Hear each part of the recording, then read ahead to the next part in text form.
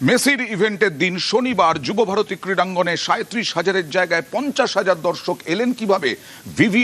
VIP pass বন্টন হয়েছিল কিভাবে? শতদ্রু দত্ত ৩ ঘনিষ্ঠের উপরে নজর সিটের।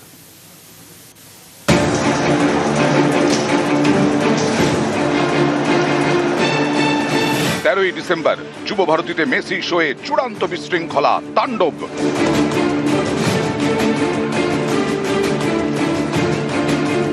মেসিকে ঘিরে মাঠের মধ্যে ভিড়ে ভিড়। মেসির কাছে যাওয়ার কথা ছিল মাত্র ১২ জনের, কিন্তু পৌঁছে যান হাজারের কাছাকাছি। মেসিকে ঘিরে এমন ভিড়ের কারণেই ফুটবলের কোর্টকে স্টেডিয়াম থেকে দেখতেই পাননি হাজার হাজার দর্শক। এখানেই প্রশ্ন, মাঠের মধ্যে এত লোক ঢুকলেন কিভাবে? কিভাবে তারা চলে গেলেন মেসির কাছে? মেসি শোয়ের মূল উদ্যোক্তা শতদ্রু দত্তকে ১৩ই ডিসেম্বরই গ্রেফতার করা হয়। এবার সিটের নজরে তার ঘনিষ্ঠরা, যারা এই মেগা ইভেন্টের নানা গুরুত্বপূর্ণ দায়িত্বে ছিলেন।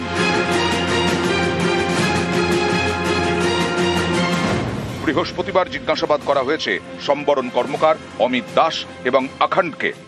অমিত ওই জোম্যাটোর, ও হচ্ছে যাবতীয় টিকিট হিসেবে বলছে আপনাকে, ও ওই দায়িত্ব। সম্বরণ তো ওই এগুলো করছিল, অ্যাক্টিভেশন ফ্যাক্টিভেশন এইসব জন্য। সম্বরণই বেটার বলতে পারবে কারা কাট কত পেয়েছে এবং কত। একদম 100%। ইনি সম্বরণ কর্মকার। জানা গেছে মেসি শোয়ের ভিআইপি পাস এবং অ্যাক্রিডিটেশন কার্ড কারা পাবেন, কারা মাঠে ঢুকবেন, কারা মেসির কাছে যেতে পারবেন, কারা পারবেন না, এই সবই দেখার দায়িত্বে ছিলেন সম্বরণ কর্মকার। তার এখনো বিরাট মেজাজ। লালটু দাস, আপনাদের যে টিমের আরেকজন মেম্বার, তিনি বলছিলেন যে কার্ড ডিস্ট্রিবিউশনের দায়িত্বটা সম্পূর্ণ আপনার ছিল। এ ব্যাপারে তোমাকে বলতে পারেন যে আপনার ঠিক কি ভূমিকা ছিল? জানার অধিকার যাদের আছে তাদেরকে আমি জানাচ্ছি। আপনি থানায় গেছেন? আপনাকে ডেকেছিল তো সম্ভবত? সেটা আপনার জানার দরকার নেই। এই সম্বরণ কর্মকারকে জিজ্ঞাসাবাদ করেছেন সিটের সদস্যরা। জানতে চাওয়া হয়েছে, এত লোক ভিভিআইপি এরিয়ায় ঢুকলেন কিভাবে? আলাদা করে কি পাস বিলি করা হয়েছিল? জিজ্ঞাসাবাদ অমিত দাসকেও। জানা গেছে মেসির শোয়ের টিকিট অনলাইনে বিক্রির দায়িত্বে ছিলেন অমিত। কমপ্লিমেন্টারি টিকিট বিলির দায়িত্বেও তিনিই ছিলেন। অনলাইনে কত টিকিট বিক্রি হয়েছে, কমপ্লিমেন্টারি টিকিট কত ছিল, কতজন মাঠে ঢুকেছিলেন, এ সবই তাঁর থেকে জানতে চেয়েছে সিট। शतद्रु दत्त इनिशिएटिव का जो प्रोग्राम था ना, आपने शायद जोमेटो के तरफ से, मतलब डिस्ट्रिक्ट एप्स के तरफ से आप टिकट के वहाँ पे थे, मतलब डिस्ट्रीब्यूट का डिटेल्स आपके पास ही था। Okay sir. तो इसके बारे में कुछ जानना था, आप थोड़ा मेरे को बोलेंगे? ये बेसिकली सर से हम बात करके आपको इन्फॉर्म करेंगे इस पे। नहीं, मीटिंग है, उसके बाद ही हम कर पाएंगे। ठीक है, सुनिए ना। से आप संपर्क करना चाहते हैं वह अभी स्विच ऑफ है। আখণ্ড যুবভারতীর মেগা মেসি ইভেন্টের ঠিকাদার, মঞ্চ বাঁধার দায়িত্বে ছিলেন। পুলিশের দাবি স্টেডিয়ামে জল বিক্রির টেন্ডারের পেছনেও এই আখণ্ডের ভূমিকা রয়েছে। তাঁকেও জিজ্ঞাসাবাদ করে সিট বৃহস্পতিবার। এদিনই মাঠে গিয়ে নমুনা সংগ্রহ করে forensic team. News 18 Bangla. Yuva Bharati ক্রীড়াঙ্গনে শনিবারে লুটও হয়েছিল সরকারি।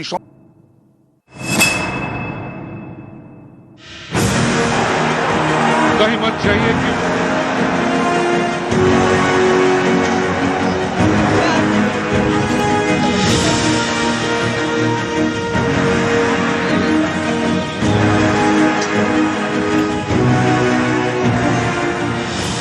তেরোই ডিসেম্বর কলকাতায় ছিল মেসি শো। যুবভারতীতে মাঠে মেসিকে ঘিরে ভিড়ে ভিড়, ছবি তোলার হিড়িক। এমনই ভিড় যে হাজার হাজার টাকা দিয়ে টিকিট কেটেও স্টেডিয়াম থেকে মেসিকে দেখতেই পাননি দর্শকরা। कहीं मत जाइए क्योंकि अभी এর ক্ষোভ আছড়ে পড়ে, মাঠে বোতল ছোড়া হয়, চেয়ার ভেঙে ছোড়া হয়, মাঠের ভেতর ঢুকেও চলে তাণ্ডব। তার সঙ্গে চলে লুটপাট।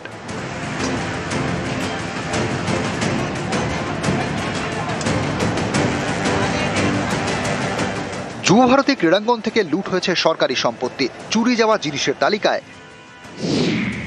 গ্যালারির বাকেট চেয়ার, স্টেডিয়ামে লাগানো লাইট, একাধিক কার্পেট, ফুলের টব এবং গোল পোস্টের নেট।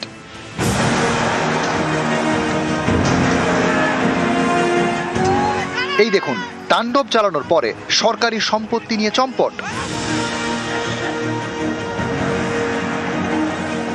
কেউ নিয়ে গেছেন কার্পেট, কেউ ফুলের টব। স্টেডিয়ামের গ্যালারির চেয়ার ভেঙে ছোড়া হয় মাঠে পুলিশকে লক্ষ্য করে।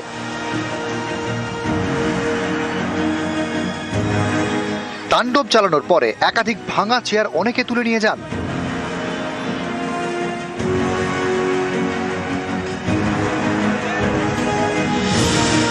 গোল পোস্টের নেট ছেঁড়া হয়েছে।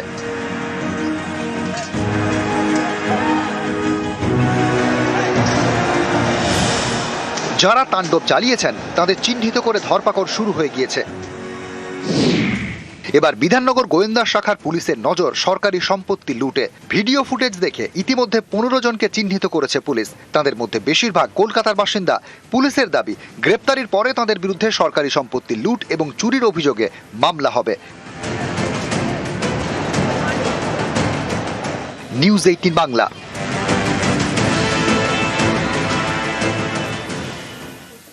নিউটাউনের ঘুনিতে ভয়াবহ আগুন, পুড়ে ছাই 100-রও বেশি ঝুপড়ি। কেউ এক কাপড়ে বাড়ি ছেড়েছেন, কেউ সামান্য রোজকার ওষুধ আনতে পেরেছেন। ক্যাম্পেই ঠাঁই।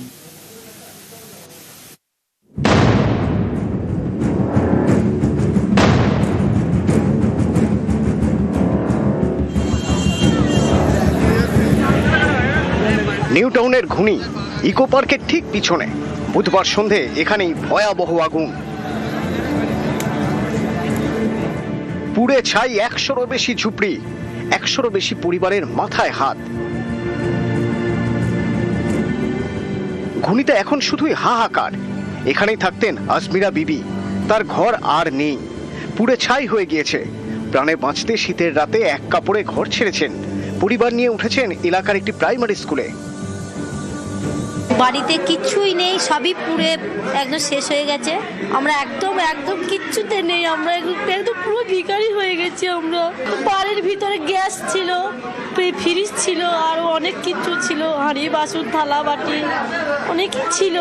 আমরা তো কাজ করি আর বানিয়ে বানিয়ে রেখেছি, কিচ্ছুই নেই আমাদের, এক কাপড়েই বেরিয়ে এসেছি। ইনি আবুল হোসেন, সম্প্রতি ডান হাত ভাঙে, প্রতিদিন ওষুধ খেতে হয়। বুধবার তার ঝুপড়িতেও আগুন লাগে। ওষুধটুকু নিয়ে কোনো রকমে ঘর ছাড়েন।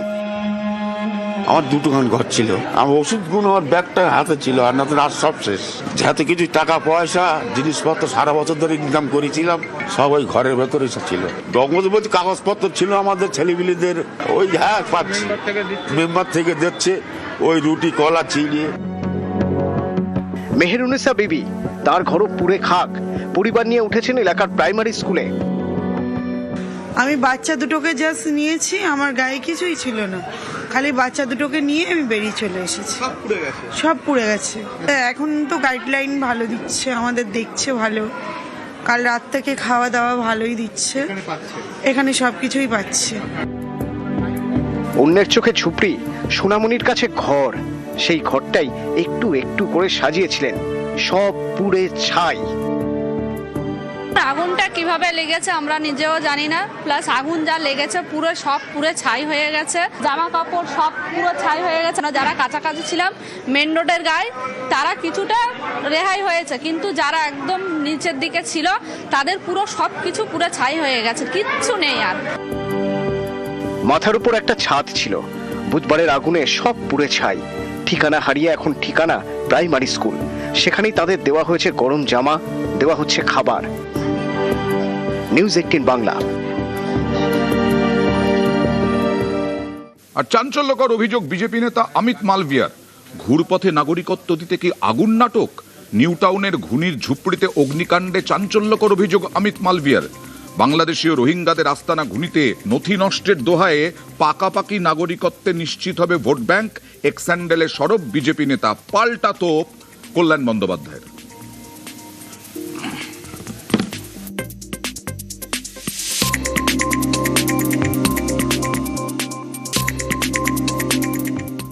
অমিত মালভিয়ার মনুষ্যত্ব বলে কোনো জিনিস আছে? একটা অ্যাক্সিডেন্ট হয়েছে, আগুন লেগেছে, সেখানে এরকম ধরনের কথা বলছে রাজনীতি করার জন্য। ওই তো পশ্চিমবাংলায় ঘুষপেটিয়া, বাইরের কোন রাজ্য থেকে এসে এখানে দালালি করছে। বলেছিল না 1 কোটি ঘুষপেটিয়া বার করবো, ওরা পেরেছে? একটা ঘুষপেটিয়া বার করতে, একটা রোহিঙ্গা বার করতে পেরেছে? এরকম থার্ড গ্রেডের লোক থার্ড গ্রেডের কথাবার্তা বলে, মনুষ্যত্বহীন লোক। একটা আগুনের ইনসিডেন্টকে ঘটনা ঘটেছে সেখানে অমানবিক কথাবার্তা কেউ বলে? পাগল আছে এগুলো লোকগুলো।